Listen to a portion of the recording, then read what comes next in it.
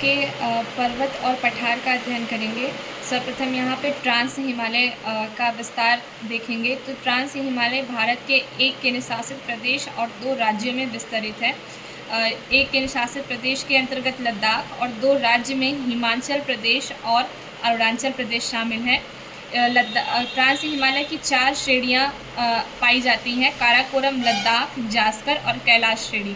इन 3 का विस्तार यानी काराकोरम, लद्दाख और जास्कर का विस्तार केंद्र शासित प्रदेश लद्दाख में है, जबकि कैलाश श्रेणी ये भारत के बाहर तिब्बत में अवस्थित है।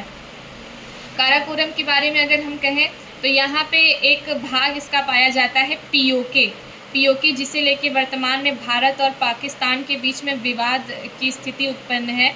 ये काराकोरम श्रेणी के अंतर्गत आएगी। दूसरी अगर मैं लद्दाख श्रेणी में कहूँ तो इसका एक भाग आता है अक्साई चीन, जिसे लेके भारत और चीन में विवाद होता है। और अगली श्रेणी हमारी आती है जास्कर और कैलाश श्रेणियाँ। ट्रांस हिमालय के बाद जो है हिमालय का निर्माण हुआ था और इसके अंतर्गत आयु एवं वर्ग के आधार पर अगर कहा जाए तो पहला भाग हिमालय के अंतर्गत आएगा महान हिमालय।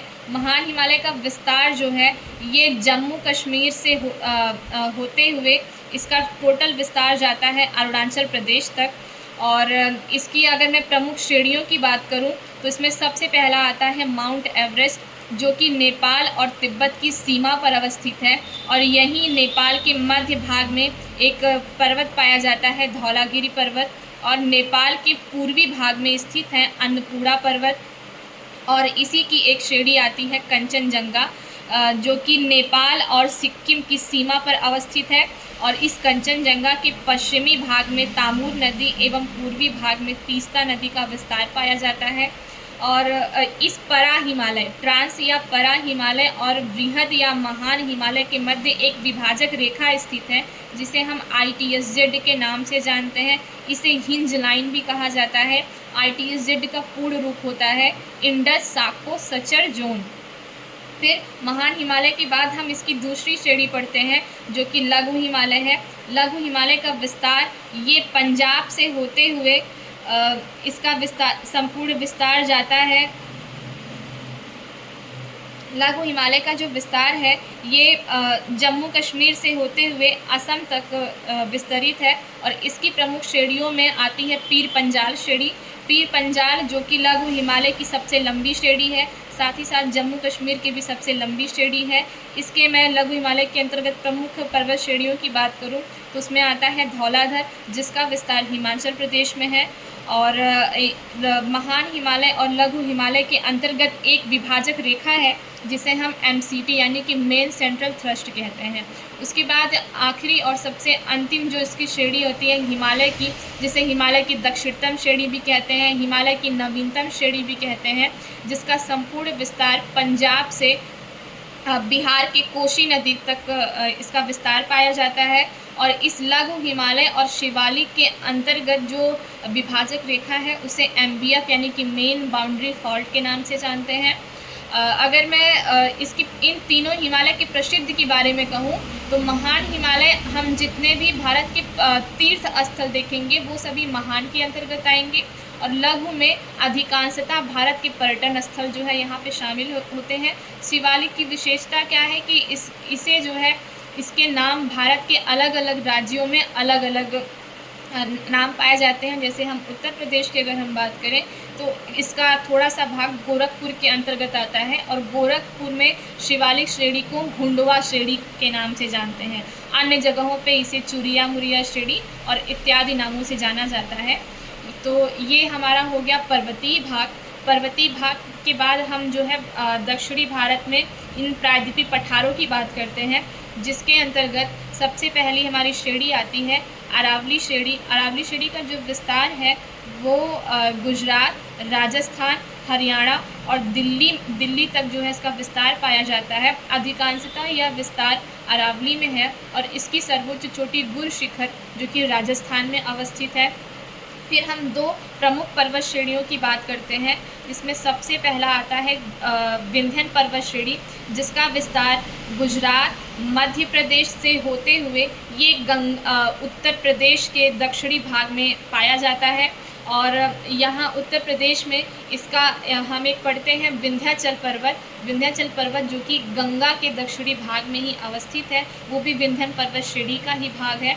और इसी के अंतर्गत मध्य प्रदेश में पाया जाता है एक पहाड़, भांडेर का पहाड़, और इसके उत्तर में आता है ग्वालियर का पठार, और उससे भी ऊपर मध्य प्रदेश और उत्तर प्रदेश की सीमा को स्पर्श करते हुए बुंदेलखंड का पठार, और फिर यहाँ एक और पठार का विस्तार होगा, बघेलखंड का पठार, जिसका विस्तार मध्य प्रदेश और उत्तर प्रदेश में ही होगा। फिर इसी विंध्यन पर्वत श्रेणी और अरावली पर्वत श्रेणी के बीच एक पठारी क्षेत्र पाया जाता है, मालवा का पठार, जिसका अधिकांशतः विस्तार मध्य प्रदेश में और इसका कुछ भाग राजस्थान में भी विस्तरित है।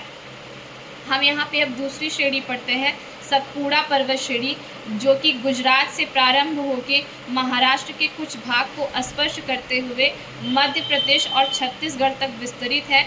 और इसी के अंतर्गत एक पाई जाती है महादेव की पहाड़ी, जो कि सतपुड़ा पर्वत श्रेणी की सर्वोच्च चोटी भी है।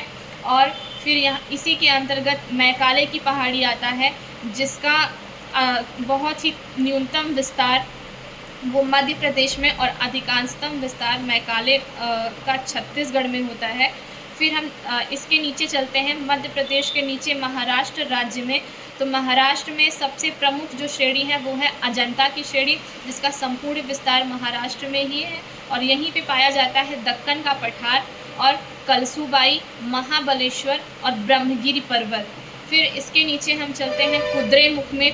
कुद्रेमुख जो कि पश्चिमी घाट अर्थात सह्याद्री की सर्वोच्च चोटी भी मानी जाती है, इसका विस्तार कर्नाटक में है, और यहीं पे मैसूर का पठार भी पाया जाता है। फिर हम इसके नीचे के राज्य में, दक्षिणी राज्य में चलते हैं, तो यहाँ पे प्रमुख रूप से दो पर्वत श्रेणियाँ प्रमुख हैं, इसमें से पहला नीलगिरी और दूसरा अन्नामलाई विस्तरित है। नीलगिरी की अगर हम बात करें तो ये भारत के 3 राज्यों में है, कर्नाटक, केरल और तमिलनाडु में। नीलगिरी का जो अधिकांश विस्तार है वो तमिलनाडु में है, और इसी नीलगिरी पर्वत श्रेणी के तमिलनाडु वाले भाग में एक जनजाति पाई जाती है, टोडा जनजाति।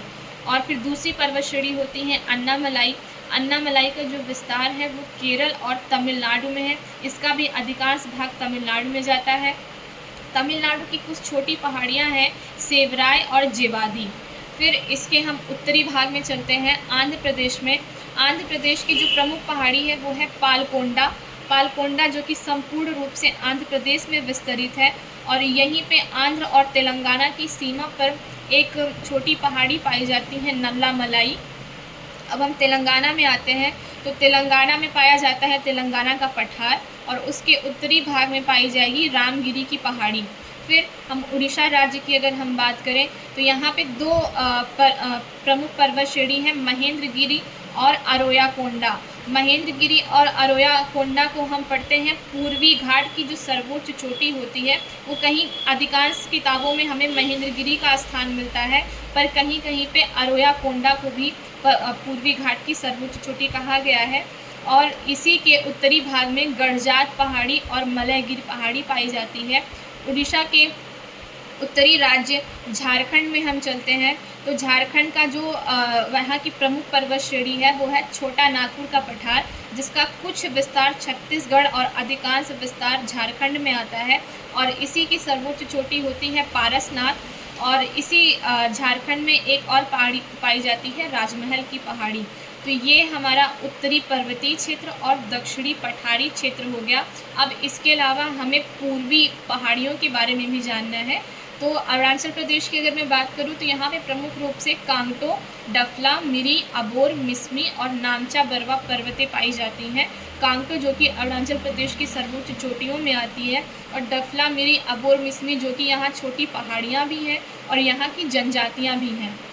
नामचा बरवा की अगर बात की जाए तो ये तिब्बत और अरुणाचल प्रदेश की सीमा पर स्थित है, और यहीं की एक पहाड़ी है पटकाई बुंग, जो कि 3 क्षेत्रों में 2 भारतीय राज्य और एक पड़ोसी देश के अंतर्गत आएगी, नागालैंड, अरुणाचल प्रदेश और म्यांमार में। फिर नागालैंड की एक प्रमुख पहाड़ी है नागा पहाड़ी, और त्रिपुरा और मिज़ोरम को स्पर्श करते हुए एक पहाड़ी पाई जाती है लुसाई, और मेघालय की 3 पहाड़ी हैं जो कि यहाँ की जनजातियाँ भी हैं, गारो, खासी और जयंतिया पहाड़ी। ये तो भारत की मुख्य भूमि के पठारी और पर्वतीय क्षेत्र हो गए। हम अगर द्वीपीय भूमि की बात करते हैं तो अंडमान निकोबार के उत्तरी अंडमान वाले भाग में इसकी सर्वोच्च चोटी सैडल पीक अवस्थित है।